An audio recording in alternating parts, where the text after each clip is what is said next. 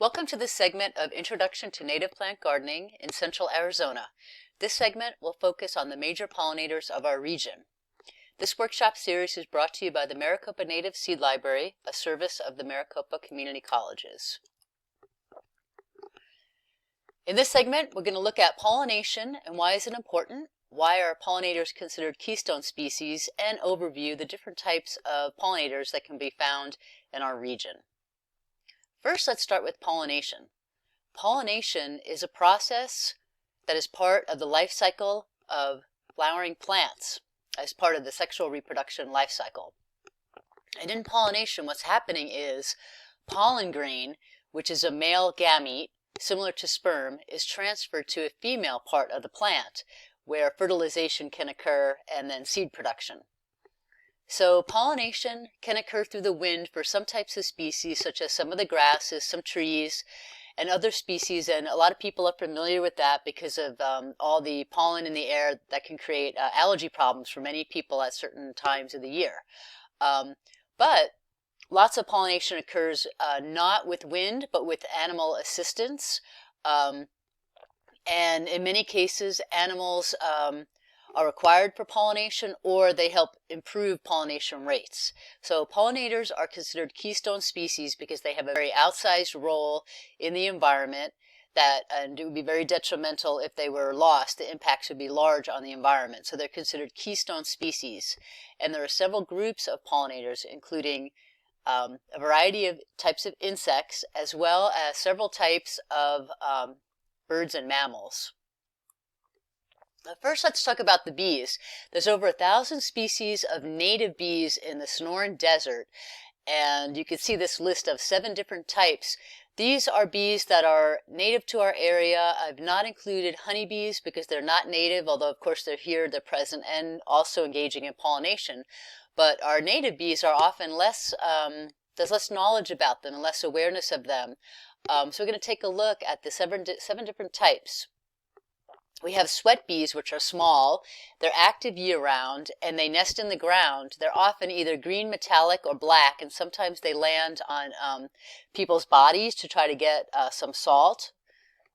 The squash and gourd bees pollinate squashes and gourds, and they're active in the summertime. Cactus bees are active April through June when cacti are flowering, and they are also a type of ground nesting bee. Then we also have leafcutter and mason bees, which nest in dead branches, and they pollinate a variety of flower types in the Sonoran Desert, including cacti, sunflowers, other composites, and legumes. And then the digger bees are ground nesting, medium-sized bees. Carpenter bees are larger bees. They excavate nests in dead wood. And then bumblebees are active March through October, and they like to nest under rocks or abandoned rodent burrows. Butterflies and moths are also many important pollinators amongst butterflies and moths. Butterflies tend to pollinate in the day, and moths are mostly a nighttime pollinator, but I did include one moth, the police car moth, that is a daytime active pollinating moth, to remind us that in the living world, there's always exceptions to the rules that we often try to apply to the living world. And as far as butterflies and moths and their requirements in the garden or in the wild, they require both nectar plants, and you can see there's some nectaring going on here, at least with the police car moth. Some of the others are not actually actively nectaring. But nectar is an important part of the life cycle for adult butterflies and moths. Nectar is a substance produced by many types of flowering plants, which is sweet, provides energy, and then also pollen is often used too as a food source for various adults as well. Larval host plants, this is something somewhat unique to butterflies and moths, and that is, as I'm sure you know, they have a step in their life cycle where they're all caterpillars, which are considered a that's their larval stage. And when they're in that stage, they can only be found on specific types of plants, and this is because the female adult butterflies will only lay their fertilized eggs on certain types of plants called host plants, and these are usually groups of plants. And this specificity is really important because butterflies and moths won't be able to complete their life cycle in your yard without having both nectar and larval host plants. So many people do have nectar plants in their yards, but often larval host plants are lacking, and so adding those can help butterflies and moths complete their life cycle. So let's look at a selection of larval host plants with butterfly or moth species in the first column there, and then host plants to the right. You can see, and a lot of people are familiar with milkweeds as a host plant for monarchs. And then you can see other types of butterflies and what types of plants they need. And there is a wide variety, but there is specificity, such as the fritillary butterflies will only use passion flowers. But sulfur and whites are a group of butterflies, and they'll use a variety of plants, sennas, mustards, and legumes. So some have a little bit more of a broader selection, and some have narrower. But the bottom line is that without this part of the life cycle being provided for in the garden space, you might see butterflies and moths, but they'll have to move on and search out other places to be able to reproduce. You can see a larger list of host plants on the Seed Library's website. As far as butterfly nectar plants, and this applies to other pollinators as well, such as bees, some of the top nectar plants are thistle, various plants in the composite family, the sunflowers and other types of flowers that are in that same family. Also desert broom, which is often maligned as being invasive. It's actually a local native plant, but it's maybe overly successful, but it also is a really high nectar producer. So that's another one to keep in mind. Milkweeds perform double duty by being both nectar plants and larval host plants for butterflies, specifically queens and monarchs. And then we have mallows, globe mallows, and hibiscus, and these are all plants that provide a lot of nectar. The fairy dusters and dahlias, which are legumes, and the buckwheats all provide a lot of nectar, so having a couple of these to start off in your yard is a really good start. The Seed Library does provide a list of other nectar plants as well. So let's talk about some of the lesser pollinators. Flies, beetles, and wasps are performing pollination in the Sonoran Desert, but not as much as bees and other pollinators.